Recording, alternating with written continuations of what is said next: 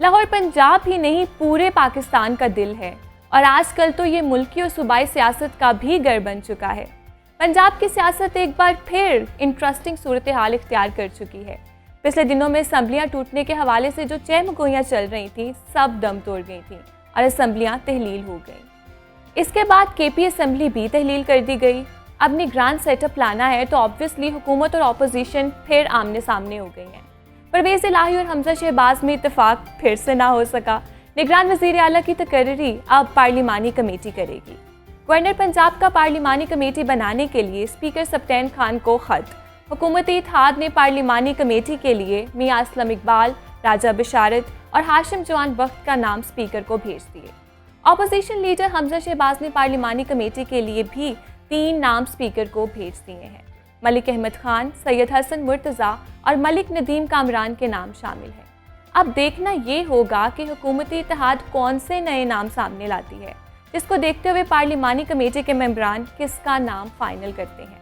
इसके साथ कौमी सियासत की बात की जाए तो PDM शुरू से ही ये कह रही है कि तहरीक-ए-इंसाफ असम्बली में वापस आए और डायलॉग के ज़रिए मुल्की और सियासी मसाइल का हल निकाले। लेकिन जब तहरीक-ए-इंसाफ ने कौमी असम्बली वापस जाने का इरादा किया तो स्पीकर की जानिब से 35 अरकानी असम्बली और PTI रहनुमाओं के इस्तीफ़े मंजूर कर लिए गए। नए सियासी बहरान को जन्म दे दिया गया। सियासी सूरत हाल किस जानिब बढ़ रही है, इस हवाले से बात करेंगे। हमारे साथ मौजूद हैं सीनियर नुमाइंदा लाहौर यासीन मलिक, जो सियासत पर गहरी नज़र रखते हैं। सर वेलकम टू जागो लाहौर, कैसे हैं आप? First class. सर सबसे पहले तो मुझे ये बताएं कि ये सिचुएशन आखिर है क्या, असम्बलियाँ डिज़ोल्व कर दी गई हैं और इत्तेफाक क्यों नहीं हो रहा अभी तक? मैं समझता हूँ कि दोनों एक अपने अपने तौर पर जो लगे हुए हैं, ये यूँ समझ लें कि अपनी अपनी उनको पड़ी हुई, वरना ये कोई इतना बड़ा मसला नहीं था। अब जो तहरीक इंसाफ ने जो नाम दिए हैं वो समझते हैं ये बहुत अच्छा नाम है और बिल्कुल संजीदा नाम है, और उन्होंने फौरी तौर पर जो अपोजिशन ने नाम दो दिए उन पे उनका ख्याल था कि इंतहाई गैर संजीदा नाम, यानी कि एक दूसरे लफ्ज़ में उन्होंने मुस्तरद कर दिया। अब इसका गवर्नर के पास तो फैसला हो नहीं सका। अब पार्लिमानी पार्टी में जब कल 22 घंटे की तख़ीर से अपोजिशन ने 2 नाम दिए, 3 नाम दिए अपने पार्लिमानी जो उनका वफ़द था, तो वो 22 घंटे की तख़ीर से कल वो सारा दिन इंतज़ार करते रहे, उन्होंने नाम नहीं दिए। फिर अब उन्होंने नाम दिए, अब आज उस पर मुशावरत होगी। अब जब गवर्नर के पास फैसला नहीं हो सका और तहरीक इंसाफ ने पहले ही कह दिया है कि ये इंतहाई गैर संजीदा नाम है, तो मतलब उनका ख्याल है ये कि ये जानबदार नहीं रह सकते जो लोग जो दोनों नाम दिए हैं, जो उनके बहुत उनकी लंबी रफ़ाकत और बहुत करीबी हैं, और जबकि जो PTI नाम दिए वो नाम है जो बिल्कुल क्रेडिबल नाम है, जो जिसमें कोई उंगली नहीं उठा सकता, उनका ख्याल है। ठीक है। तो ये अब यकीनी मुझे तो यही 100% यही लग रहा है कि ये पार्लिमानी पार्टी में भी ये फैसला नहीं होना। अच्छा। और बज़ाहिर लग रहा है कि जो अपोजिशन है, नून लीग है, PDM है, वो चाहती है कि ये इलेक्शन कमीशन तक ये जाए। आज जब मशावरत हो गई, अभी तीन दिन होते हैं, एक दिन गुजर गया, 22 घंटे कल और आज का और कल का दिन है, तो इसमें भी अगर फैसला नहीं होता तो फिर ये इलेक्शन कमीशन के पास जाएगा। अच्छा, यानी फिर मजीद डिले होता दिखाई फिर 3 दिन फिर दरकार है। अच्छा। 3 दिन उनके पास भी है, इलेक्शन कमीशन के पास भी है। वो इन 4 नामों में से कोई एक नाम उसमें दे देगा कि ये निगरान वज़ीर आला ही बनेगा, फिर उसको चैलेंज नहीं किया जा सकता। अब अगर इलेक्शन कमीशन ने वो उन नामों में से कोई एक नाम चूज़ कर लिया जो अपोजिशन ने या नून लीग ने दिए, तो एक नया बहरान फिर स्टार्ट हो जाएगा, और वो इतना बड़ा होगा कि वो शायद संभाला ही ना जाए, और ये तहरीक इंसाफ इमरान खान ख़ास तौर पर वो उनको पसंद नहीं करेंगे, क्योंकि वो कहते हैं कि जो इलेक्शन कमीशन है वो भी जानबदार है। वो भी अगर नाम देगा, उनमें से कोई नाम दे दिया तो वो फौरी तौर पर समझ जाएगा कि जानबदारी का उन्होंने मुजाहरा किया। क्योंकि दोनों जो नाम है वो बहुत लंबी रफ़ाकत है उनके साथ, बड़ी दोस्ती है उनके साथ, और वो उनके अपने ही घर के ही बंदे हैं। ठीक है। तो इसी तरह जब ये अगर उनमें से हो गया जिसका कि चांस भी बन रहा है, तो अगर उन दोनों में से कोई हो गया तो एक नया बहरान फिर जन्म लेगा, और वो जो नया बहरान है वो इतना लंबा होगा और इतना शिद्दत का होगा कि शायद वो बाकी बहरानों से भी वो गालिब आ जाएगा। बिल्कुल जी। तो क्या लगता है कि जितने भी नाम हैं उनमें से एक फाइनलाइज होगा या फिर 2 फाइनल होंगे, उनमें से वोटिंग कराई जाएगी? नहीं, ये 2 नाम उन्होंने भेजे हैं, ठीक है, PTI ने, और 2 नाम इन चारों से बाहर नहीं जा सकता इलेक्शन। इन चारों में से एक नाम उन्होंने चूज़ करना है। अब जब वही बात आ जाती है कि उसको चूँकि चैलेंज भी नहीं किया जा सकता, वो एंड पे जाते हैं, एंड पे जाके उन्होंने वो करना होता है और वो उन्होंने फिर आगे इलेक्शन करना है, उन्होंने सूबे की बागडोर संभालनी है, उन्होंने आगे निगरान सेटअप बनाना है वज़ीर आला ने। तो इसलिए ये सोच समझ के आगे जब पहले तो कोशिश करें ये पार्लिमानी पार्टी में ये फैसला हो जाए, पार्लिमानी कमेटी में जो फैसला हो जाए तो ये बहुत बेहतर है। तो अगर ये तो हो गया तो समझ लें कि सूबे की जो है ना एक बुरहान सूबा एक बुरहान से तो टल जाएगा। और अगर वो ना हो सका तो फिर इलेक्शन कमीशन के पास उनके पास भारी जिम्मेदारी आयद होती है और इलेक्शन कमीशन को भी वो चाहिए कि वो ऐसा नाम सेलेक्ट करें जो सबको कानासर काबिल कबूल हो, तो या फिर कोई बुरहान ना आए कि वरना वो जो बुरहान है इतना शिद्दत का होगा कि फिर वो वाकई बहुत बड़ा बुरहान होगा। क्योंकि पंजाब एक सबसे बड़ा सूबा है जिसकी कहा जाता है कि जिसकी पंजाब में हुकूमत उसकी मरकज़ में हुकूमत है। यासिन साहब मुझे ये बताएं कि पीटीआई की जानिब से 3 नाम दिए गए लेकिन वो रिजेक्ट हो गए, इसके पीछे क्या स्टोरी है? नहीं, मैं समझता हूँ कि ये जो 3 नाम दिए उन्होंने वो अपने लिहाज से वो ठीक थे ना। अच्छा। मतलब एक तो नासिर खोसा ने तो वैसे ही इनकार कर दिया था, बाकी 2 नाम रह गए। और नासिर खान के मतलब कहा जाता है कि वो ड्यूल नेशनलिटी उनकी। अच्छा। और अहमद नवाज खेरा जो है वो इस वक्त सरकारी मुलाजम है। लेकिन ये 2 नाम जो है इन दोनों में से कोई जो आइन की इसकी ममानत नहीं है, आइन इस मना नहीं करता।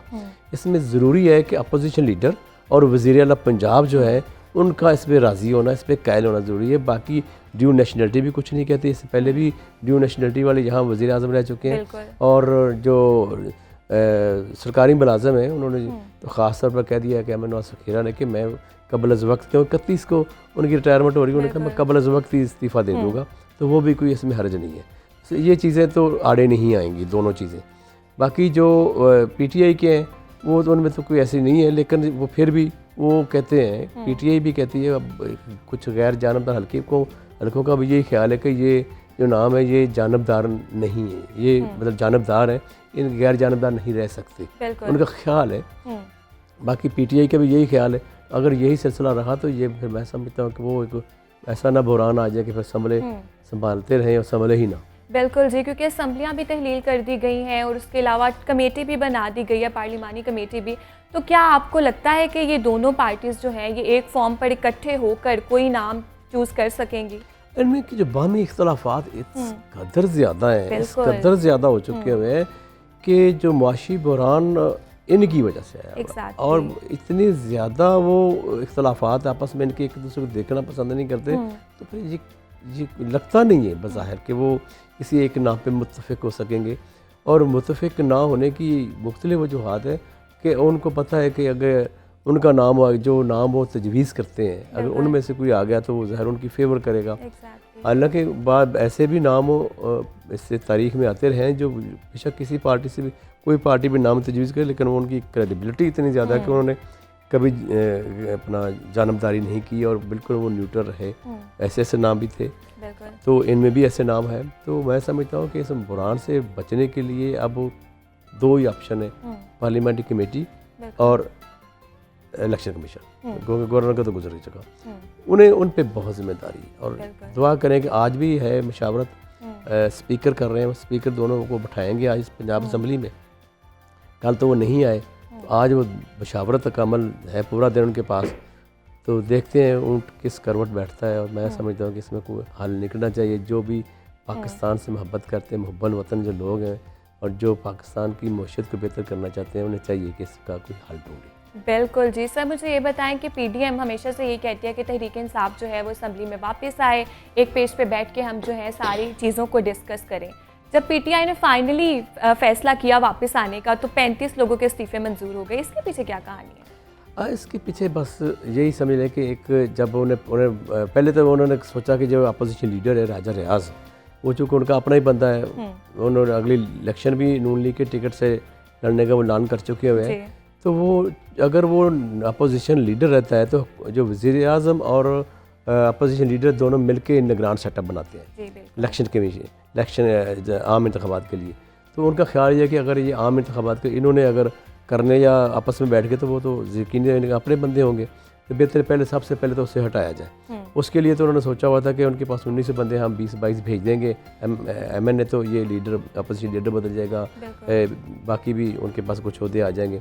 तो अब उसके बाद भी एक ऑप्शन था कि सदर जो है वो जिसकी वजह से 35 जो मंजूर किए हैं, उनका ख्याल था कि सदर जो है वो उन्हें अतमाद का वोट लेने के लिए कह सकते हैं। जब कोई अतमाद का वोट नहीं ले सकेंगे, 172 MNA चाहिए उनको, अगर 172 की वो स्कोर पूरा नहीं कर सकते तो फिर रन ऑफ इलेक्शन होगा। जब रन ऑफ इलेक्शन होगा तो चांस बन रहा था फिर जो है वो PTI का एक वज़ीर आज़म बन जाएगा। जब PTI का वज़ीर आज़म बनेगा तो फिर उन्हें ज़रूरी था कि वो 35 बंदे ही निकाल दें। बिल्कुल। अच्छा यासीन साहब, क्या लगता है कि मज़ीद इस्तीफ़े मंजूर किए जाएंगे? हाँ, उन्होंने ऐलान तो किया है कि हो सकता है कि चंद दिनों में और भी इस्तीफ़े मंजूर किए जाएँ, क्योंकि इससे पहले भी एक खेप इस तरह उन्होंने मंजूर की थी अपनी पसंद के कमज़ोर तरीन जिनके हल्कों में पोजीशन थी, तो वहाँ वो इमरान खान जीत गए। अब फिर उन्होंने 35 कर दिए और उन्होंने कहा है कि मज़ीद भी हो सकते हैं, अभी ऐसा इम्कान बाजार नहीं आ रहा। लेकिन जो राजा परवेज़ अशरफ है, स्पीकर कौमी असम्बली है, उन्होंने तो बाकायदा कहा था कि ये जितने भी लोग हैं इनके हाथ से, अपने हाथ से लिखे हुए होने चाहिए इस्तीफ़े। अब जो 35 उन्होंने मंजूर किए उनके हाथ से तो लिखे हुए नहीं है। सियासत में सब जायज़ है। मैं कहता हूँ, बल्कि कहते हैं ना, मोहब्बत में और जंग में सब जायज़ है। तो जहाँ पाकिस्तान में सियासी जंग शुरू हुई है, इसमें सियासत में सब जायज़ ये करार दिया जा रहा है। कोई नहीं देखता कि मैंने कल क्या कहा था, आज मैं क्या कर रहा हूँ। बिल्कुल। अच्छा, तो 35 इस्तीफे आपने जैसे कहा कि उन्होंने कहा था कि हाथ से लिखे हों, फिर भी अप्रूव कर लिए, तो क्या कोई कानूनी रास्ता है कि दोबारा से वो कह दे कि नहीं भाई हमने अप्रूव नहीं किया, रिवर्स कर लें? नहीं, अब तो मंजूर हो गए। अब तो मंजूर हो गए, अब सब कुछ हो गया, सारे फाइनल हो गया सब कुछ। लेकिन ये देखना ये है कि अगले जो अगर मज़ीद अगर मंजूर करते हैं इस्तीफ़े तो फिर उस पर क्या करेंगे। तो सवाल यही है कि ये जो स्पीकर इसके पास जो कि बहुत इख्तियारात है, वो उन्होंने अपना जवाबदेही इख्तियारात इस्तेमाल कर, उसको चैलेंज भी नहीं किया जा सकता। और उन्होंने वाकई इस्तीफ़े दिए हुए और ये मुख्तलिफ प्लेटफार्म पे आके कहते रहे हैं कि हम इस्तीफ़े दिए, मंजूर करो।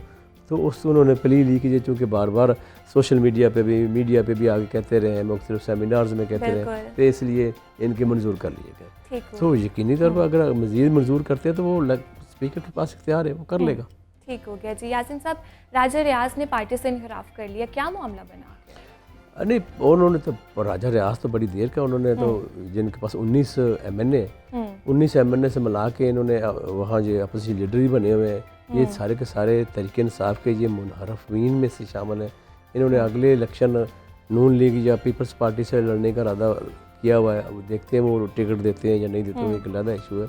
अब चूँकि ये राजा रियाज और इनका जो पूरा एक ग्रुप तहरीक इंसाफ से मुनहरफ होकर जो इस वक्त बैठे हुए तरीके उसमें कौमी असम्बली में, तो वो यकीनी तौर पर जब इनकी अक्सरियत जब वो अगर वो 19 है तो ये 20-22 भेज देंगे तो उनकी अक्सरियत कम हो जाएगी ना। उसकी अक्सरियत अभी भी कम हो सकती, अभी भी जो 70 MNA तहरीक इंसाफ के पास हैं जिनके इस्तीफे मंजूर नहीं किए, तो वो राजा रियाज को हटाने के लिए इनके पास कोई ज़्यादा इनको दिक्कत नहीं होगी, वो फौरी तौर पर हट जाएंगे। जो ही वो अगले स्पीकर को अपने नाम दे देते हैं कि ये आइंदा हमारे ये MNA बैठे हुए, लिहाजा अपोजिशन लीडर हमारा बनाया जाए, तो वो मेरे ख्याल है उसमें राजा रियाज की कोई उस वक्त ख़त्म हो जाएगी जब ये अपोजिशन लीडर नहीं रहेंगे और वो मुनहरफ पहले ही हो चुके हैं, उनका केस चल रहा है, वो देखते हैं क्या होता है अदालत के पास। चल सर, मुझे ये बताएं कि काफ लीग के अंदर भी प्रॉपर 2 ग्रुप्स हमें नज़र आ रहे हैं, ठीक है। अगर बात कर ली जाए चौधरी परवेज़ इलाही की, वो कहते हैं कि हमने खान साहब के साथ होना है, जबकि दूसरी तरफ चौधरी शुजात हुसैन ने कह दिया कि हमसे ला ताल्लुकी का इजहार कर दिया है। तो ये 2 ग्रुपिंग का क्या सीन है? इसमें भी ये है कि जो मुन्नस इलाही उनके साहबजादे हैं परवेज़ इलाही के, वो बहुत ज़्यादा करीब हो चुके हैं इमरान खान के। अच्छा, वो इसी तरह जो चौधरी शुजात हैं वो PDM के बन चुके हैं, वो जरदारी साहब और वज़ीर आज़म जो है उनके बहुत क्लोज है। अब इसके आपस में ये दोनों जो बहुत करीबी रिश्तेदार हैं और आपस में जो बिल्कुल इख्तलाफात इस कदर शिद्दत इख्तियार कर गए हुए कि अब तो पहले दरमियान में कुछ पैचअप हुआ था, फैमिली के लोग कराते रहे हैं, लेकिन फिर कोई ना कोई ऐसा बयान या कोई ऐसा इशू आ जाता है। इससे पहले परवेज़ इलाही ने चौधरी शुजात को सदारत से हटाने की कोशिश की थी, तो बड़ा इशू था। अब फिर जब चौधरी परवेज़ इलाही ने एक बयान दे दिया कि जो मुस्लिम लीग काफ है वो PTI में जम हो रही है, जम हो सकती है, जम होने का सोच रहे हैं, तो वो चूँकि पंजाब के सदर है, मरकज़ के सदर तो है नहीं, मरकज़ के सदर तो चौधरी शुजात है, तो चौधरी शुजात को उसमें बड़ा उन्होंने इसका बुरा बनाया और उन्होंने दोबारा उसकी रुकनीयत ही मुअत्तल कर दी। उन्होंने शोकॉज़ नोटिस जारी कर दिया कि आप कैसे ये कर सकते हैं, आप तो पंजाब के सदर हैं, सूबे का सदर तो ये ऐसा नहीं कर सकता, ये तो मरकज़ी सदर के पास इख्तियार है और वो चौधरी शुजात के पास इख्तियार है। तो यूँ अभी उनकी रुकनीत मुअत्तल है, शोकॉज़ का उन्होंने जवाब ही नहीं दिया। अलबत्ता उन्होंने फिर मीडिया में आकर कहा कि मैं तो अभी मुशावरत के अमल में हूँ, मैंने तो जम करने का अभी जम तो नहीं किया, तो पहले ही शोकॉज़ नोटिस मुझे जारी करके मेरी रुकनीत क्यों मुअत्तल कर दी गई। अब फिर इख्तलाफात जब बाहमी इख्तलाफात अरूज पे हैं, अब यानी इसी तरह बार बार ऊंच नीचे आती रहती है। तो अभी देखना यह है कि क्या अब इनके पास नेक्स्ट तो यही एक रह जाएगी कि जो परवेज़ इलाही ग्रुप है वो नून पीटीआई में चला जाए, पीटीआई में पीटीआई का तो क्या लगता है आपको कि फ्यूचर में क्या जम होने के चांसेस हैं या नहीं? नहीं, जम हो तो जो शुजात जब तक चाहेंगे नहीं जम नहीं हो सकता, क्योंकि सदर वो हैं और वो नहीं होने चाहिए, वो ना ही होंगे वो। और बस उसका एक ही हल है कि परवेज़ इलाही इसमें शामिल हो जाए और अपने ग्रुप के लिए कुछ टिकटें सूबाई और वो कौमी मांग लें और वो दे दें, तो वो ये ग्रुप ब्रॉस में जा सकता है, जिसका इम्कान भी है। क्योंकि अब इनके आपस में तो इख्तलाफात इतने बढ़ गए हुए हैं और जब ये पार्टी टिकट देती है ये सेक्रेटरी जनरल की साइन से होते हैं और वो जो उनके सेक्रेटरी जनरल वो तो बिल्कुल भी नहीं चाहेंगे, और जब सदर ही नहीं चाहेगा सेक्रेटरी जनरल को, उनके वैसे ही बहुत ज़्यादा इख्तलाफात है।